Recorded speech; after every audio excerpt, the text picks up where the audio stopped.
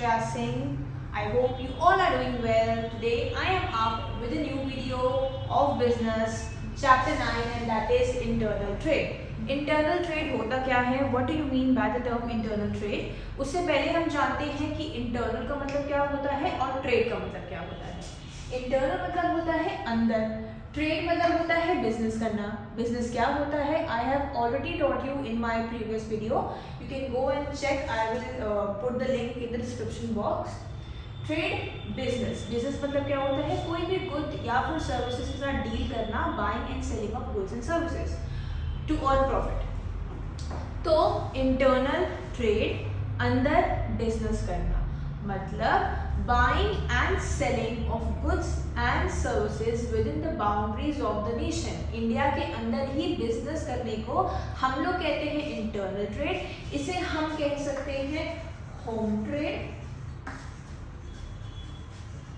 या inland trade. Why do we call that home trade? क्योंकि हम अपने घर में ही ट्रेडिंग कर रहे हैं, अपने बिजनेस हम अपने घर पे ही कर रहे हैं। घर पे कर रहे हैं मतलब इंडिया में कर रहे हैं, ठीक है।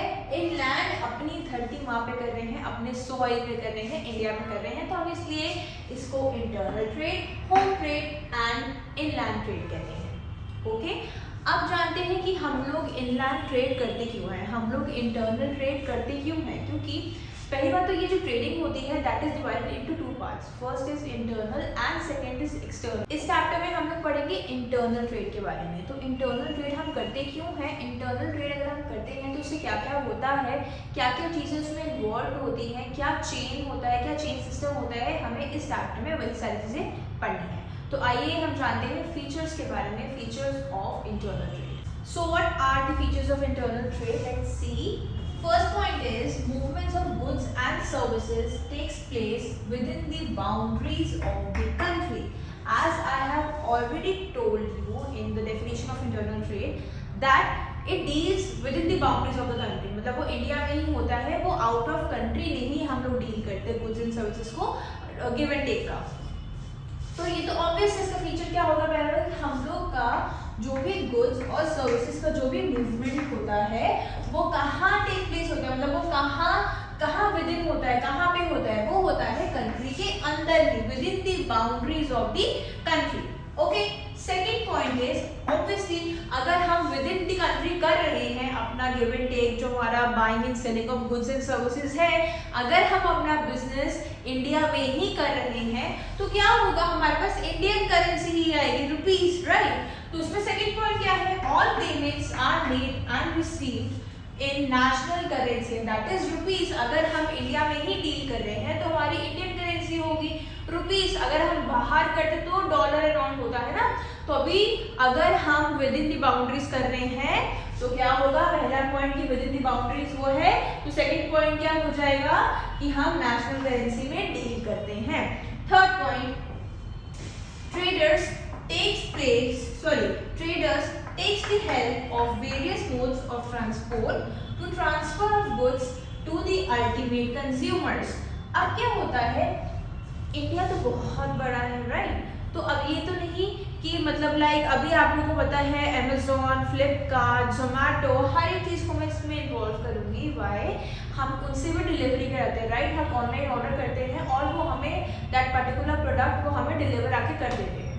तो कोई बाइक से आते हैं, अगर हमने कहीं बाहर से पार्सल मंगवाया है, किसी और स्टेट से मंगवाया है तो क्या होता है, किसी और सिटी से मंगवाया है तो क्या होता है, फ्लाइट के थ्रू, ट्रेन के थ्रू वो हमारा पार्सल आता है, वो हमारा कुरियर आता है, राइट। या फिर अगर मुझे भी किसी को कुछ सामान देना है, फॉर एग्जांपल अपने ग्रैंड पेरेंट्स को देना है, तो मैं क्या करूँगी, आई विल ऑप्ट फ्लाइट और I will opt railway, right. तो उससे क्या होगा, जो डील कर रहा है, जो ट्रेडर है, जो बिजनेस कर रहा है, वो अलग अलग वेरियस मोड्स ऑफ ट्रांसपोर्ट के साथ डील करता है। क्यों डील करता है, क्योंकि उनके थ्रू ही तो वो सामान आगे पहुंचा रहे हैं, किसको, अल्टीमेट कंज्यूमर को। अल्टीमेट कंज्यूमर कौन होता है, जिसको वो पर्टिकुलर गुड या सर्विसेज चाहिए। तो क्या होता है कि जैसे फ्लिपकार्ट में भी है, तो मैंने कुछ अगर ऑर्डर किया तो अब क्या होगा, वो पर्टिकुलर कंपनी, वो जो ब्रांड है, वो कोई भी ट्रांसपोर्ट का हेल्प लेगी कि वो उसके थ्रू किसके पास आ जाए, हमारे अल्टीमेट कंज्यूमर के पास आ जाए। तो मैंने आपको 3 फीचर्स बता दिए जो इंटरलिंक्ड है।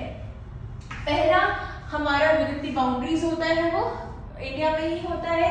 इंडिया में होता है तो हमारे पास इंडियन करेंसी होती है, रुपीज होता है। एंड थर्ड पॉइंट क्या होता है, अगर हम इंडिया में कर रहे हैं तो क्या करते हैं ट्रेडर्स, वो वेरियस मोड्स ऑफ ट्रांसपोर्ट का हेल्प लेते हैं जिसके थ्रू वो अपना गुड्स लोगों तक पहुंचाते हैं जो हमारे अल्टीमेट कंज्यूमर्स हैं। Got it? So now we learn the types of internal trade. Internal trade की टाइप्स क्या होते हैं? पहला होता है होलसेल ट्रेड, सेकंड होता है रिटेल ट्रेड। होलसेल ट्रेड क्या होते हैं, हम इन्हें कहते हैं होलसेलर, और रिटेल ट्रेड क्या होता है, रिटेलर। हमारे घर के पास छोटी छोटी शॉप्स होती हैं, ग्रोसरी स्टोर्स होते हैं, स्टेशनरी शॉप्स होती हैं, वो होता है हमारा रिटेल ट्रेड। वो ठीक है। होलसेल ट्रेड क्या होता है, हमारे होलसेलर जो बल्क में सामान रखते हैं और बेचते भी हैं। इसको और क्लियर करते हैं। होलसेलर कौन होते हैं, जो डायरेक्टली मैन्युफैक्चरर से सामान लेते हैं, प्रोड्यूसर से सामान लेते हैं और रिटेलर को जाके देते हैं। ठीक है, तो मीडिएटर का वो काम कर रहे हैं। मैन्युफैक्चरर कौन होते हैं, मैन्युफैक्चरर वो होते हैं जो प्रोडक्ट को बना रहे होते हैं। Manufacturer, wholesaler and retailer. Okay, manufacturer कौन है, मैन्युफैक्चरर वो है जो वो उस प्रोडक्ट को बना रहे हैं। फॉर एग्जांपल मैं एग्जांपल लेती हूँ बिस्किट्स का। ओके, जो बिस्किट है वो मैन्युफैक्चरर ने बना दिया है। अब क्या करेगा, होलसेलर जाएगा मैन्युफैक्चरर के पास उस बिस्किट को लेने के लिए और वो बल्क में लेगा। क्यों बल्क में लेगा, क्योंकि उसको रिटेलर को भी बल्क में देना होता है सामान। ठीक है, तो होलसेलर क्या करता है, मैन्युफैक्चरर से बिस्किट लेता है, ठीक है, और फिर होलसेलर वही बिस्किट्स के स्लॉट को किसको पहुंचा देता है, रिटेलर को। रिटेलर किसको देता है, ये वो देगा अल्टीमेट कंज्यूमर को। ठीक है, अभी हम ये चेन के बारे में आगे बढ़ेंगे, पर मैं आपको पहले ही क्लैरिफाई कर देती हूँ। Manufacturer, wholesaler, retailer and consumer, इसके बीच में कुछ और भी स्मॉल एजेंट्स होते हैं, उसके बारे में हम बाद में पढ़ेंगे। अब ये तो हमें होलसेलर के बारे में बता रही हूँ, आपको होलसेल ट्रेड के बारे में बता रही हूँ। अब ये जो होलसेलर होता है ना, ये रिटेलर्स को जाके देते हैं बल्क में सामान। ठीक है, कोई भी प्रोडक्ट। और ये जो होलसेलर होता है ना, ये पर्टिकुलर लाइन में ही डील करता है। If the wholesaler is dealing with the stationery products like pencil, scale, rubber, eraser, etc. I know rubber eraser एक ही होगा, sorry. तो वो उन्हीं में ही डील करेंगे। तो इसका मतलब ये तो नहीं कि वो सिर्फ और सिर्फ एक ही रिटेलर के साथ कनेक्टेड रहेंगे, नहीं, ऑब्वियसली वो बहुत सारे रिटेलर्स को अपना सामान देंगे, प्रोवाइड करेंगे। ओके, तो जो होलसेलर होते हैं वो मैन्युफैक्चरर से सामान खरीद लेते हैं बल्क में और फिर वो जाके अपने अपने रिटेलर जिनसे भी वो कनेक्टेड होते हैं वो उनको वो सामान दे देते हैं। ठीक है, रिटेलर क्या करते हैं, रिटेलर भी बल्क में सामान लेता है। क्यों, क्योंकि उनको एज पर ये नहीं है, उनको ये नहीं देखना कि उनके पास कितने कस्टमर्स हैं, वो तो ये चाहेंगे ना कि उनके पास और भी कस्टमर्स आए और उनके पास सामान अवेलेबल रहे। ठीक है, तो ये जो होलसेल करते हैं, जब वो बल्क में सामान लेते हैं तो बल्क में उनको सस्ता पड़ता है। तो होलसेलर किससे लेते हैं, मैन्युफैक्चरर से वो सामान ले लेते हैं। फॉर एग्जाम्पल अगर कोई सामान 2 रुपए का पड़ा तो होलसेलर ने सामान ले लिया। ठीक है, मैन्युफैक्चरर को पड़ रहा है वो 2 रुपए का सामान, उसने होलसेलर को दिया वो 3 रुपए का सामान, होलसेलर ने दिया रिटेलर को वो 5 रुपए का सामान। अब रिटेलर भी तो कुछ बचाएगा, तो उसके आगे जो भी होगा वो अपना थोड़ा सा अपना, फॉर एग्जाम्पल अगर उसके पैकेट में लिखा हुआ है बिस्किट के पैकेट में कि ये तो 10 रुपए का है, तो अरे भाई 10 रुपए का है तो वो लिखा हुआ 10 रुपए है, तो कंज्यूमर के पास वो 10 रुपए में ही वो उसको बेचेगा, बट उससे पहले 2, 3, 5 हो चुका होता है। ये नहीं कि 2, 3, 5, इससे कम भी हो सकता है पर इससे ज्यादा भी हो सकता है। बट ऑब्वियसली अगर कोई होलसेलर है, कोई भी ट्रेड कर रहा है, तो ऑब्वियसली वो प्रॉफिट को ऑन करने के लिए करेगा, है ना, पैसा कमाने के लिए करेगा। अगर वो पैसा कमाएगा नहीं तो अपना घर कहाँ से चलाएगा। और अगर वो लोगों को ही देने के लिए पैसा में बैठा हुआ है, चलो ठीक है मैं जो कोई प्रॉफिट नहीं कमाना तुम ले लो, तो फिर वो बिजनेस कर ही क्यों रहा है ना। तो बिजनेस तो यही डील करता है कि आप प्रोडक्ट को सेल कर रहे हो या बाय कर रहे हो या कुछ भी कर रहे हो, तो उससे क्यों कर रहे हो, प्रॉफिट अर्न करने के लिए, कमाने के लिए कर रहे हो, है ना। तो इस वजह से अपने प्रॉफिट्स को बांध लेते हैं और इस तरीके से जो होलसेलर होता है वो डील करता है। अभी हम पर्टिकुलरली होलसेलर के बारे में भी आप आगे जानेंगे। यहाँ पर लिखा हुआ है it involves purchase and sales of good in bulk. Bulk मतलब होता है in larger quantity, large quantity. Okay, next हम आते हैं रिटेल। रिटेल ट्रेड क्या करता है? It refers to the selling of goods by the retailers to the ultimate consumers.